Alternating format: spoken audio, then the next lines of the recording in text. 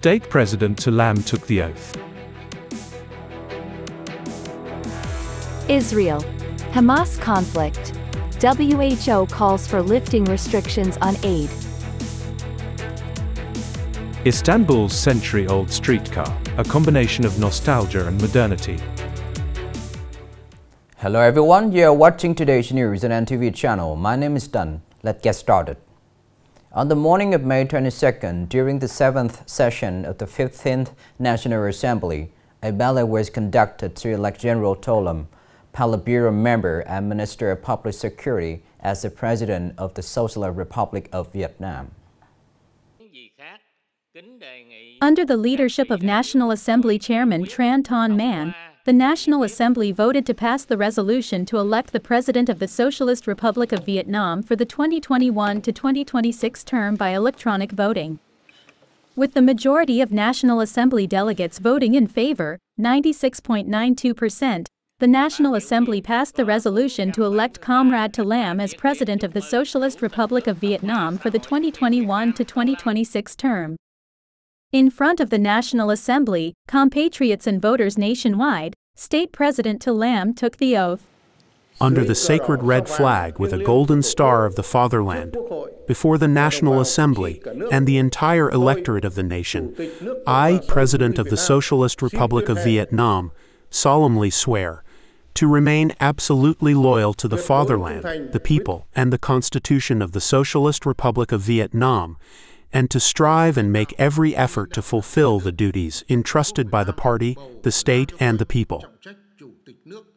Restrictions on aid into Gaza. He stated that the main road for emergency medical aid from Egypt into Enclave had been cut off. Speaking at the press conference, WHO Director General Tedros Adhanom Ghebreyesus said that, at a time when the people of Gaza are facing starvation, we urge Israel to lift the blockade and let aid through. Without more aid flowing into Gaza, we cannot sustain our life-saving support of hospitals and populations. Previously, Israel took control and closed the Rafah border crossing between the Gaza Strip and Egypt on May 7, interrupting an important aid route to the people. According to the WHO Director General Tedros Adhanom Ghebreyesus, Israel's military operation in Rafah had impacted 6 hospitals and 9 primary health centers and caused 70 shelters to lose their medical facilities. The Global Summit on Artificial Intelligence (AI), co-hosted by South Korea and the UK, adopted a declaration to promote safe, innovative and inclusive AI. This declaration aims to address the challenges and opportunities presented by this rapidly developing technology. The so-called Seoul Declaration was adopted during a virtual leaders session of the AI Seoul Summit. The declaration said that we recognize the importance of interoperability between AI governance frameworks in line with a risk-based approach to maximize the benefits and address the broad range of risks from AI to ensure the safe, secure, and trustworthy design, development, deployment, and use of AI.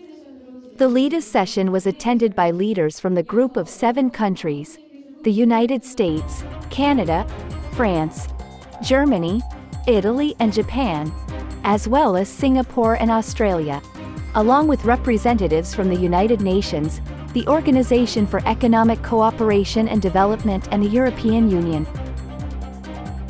Coming up next are some updated news. Vietnam's TH Group started construction on a dairy farming and milk processing project with a total investment of 19 billion rubles, more than 5,200 billion Vietnamese dongs, in Nikolo-Mikhailovka village, Yakovlevsky district, Primorsky Krai territory, Far East, Russian Federation. The project, on an area of 13,000 hectares, in the Nikolo-Mikhailovka village, will create a 6,000 milking cow farm with a total herd of 12,000 cows, a milk processing factory with a capacity of 250 tons per day. After the project is fully implemented, a closed chain of high-tech production, from pasture to table, will be created.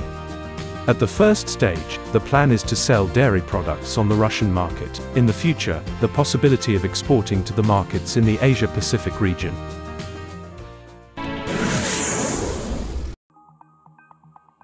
Vietnam Airlines is among the top 5 punctual airlines in Asia Pacific, according to a report from the London-based aviation analytics company Cirium. The national flag carrier secured the 5th spot with the highest on-time performance, OTP, of 81.85%. The achievement is particularly remarkable given the high passenger traffic during the country's April 30th to May 1st holiday period, which put significant pressure on airport infrastructure. Other airlines in the regional top 5 were Japan Airlines, All Nippon Airways, Peach Aviation, and Air Asia. Airline Ratings ranked Vietnam Airlines as one of the 20 best airlines in the world in 2023.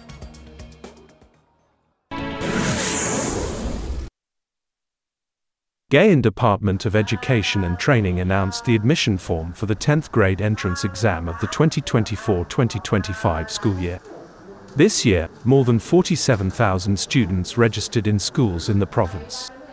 Among them, more than 44,000 students registered to take the 10th grade entrance exam at public high schools. More than 3,000 remaining students registered their first choice to enter non-public high schools and vocational education centers in districts, cities and towns. In addition, there are about 6,000 students who did not register for the 10th grade entrance exam. They may choose to enroll in vocational schools or other choices.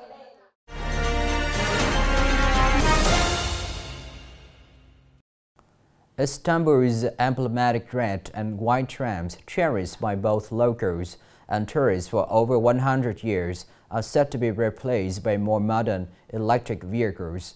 However, these new trams will still retain their classic historical character. The tramway has become a symbol of Istanbul's most popular shopping street, Istiklal Avenue, which runs for 1.4 kilometers on the European side of the city. The streetcars put into service in 1914, the original streetcars have undergone regular touch-ups, without ever betraying their historical look. Our tramway is one of the symbols of Istanbul. This is why we set out with the following motto: mixing nostalgia and technology, we carry Istanbul to the future. Therefore, we wanted both to preserve this historical nostalgic atmosphere, adapt it with technology. The new battery-powered trams, from their wooden floor to their reversible seats, stay faithful to the look of their predecessors. 2 cameras on either side of the vehicles replace the old rear view mirrors, giving drivers better visibility. The tramways is the same.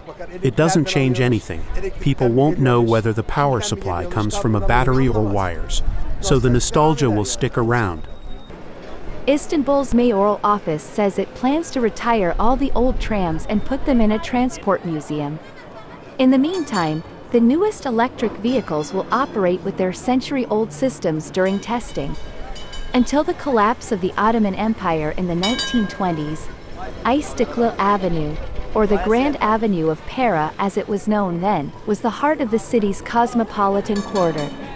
The street remains popular for tourists who choose to travel to Taksim Square on the century-old trams. This is the end of the show today. Thank you for watching.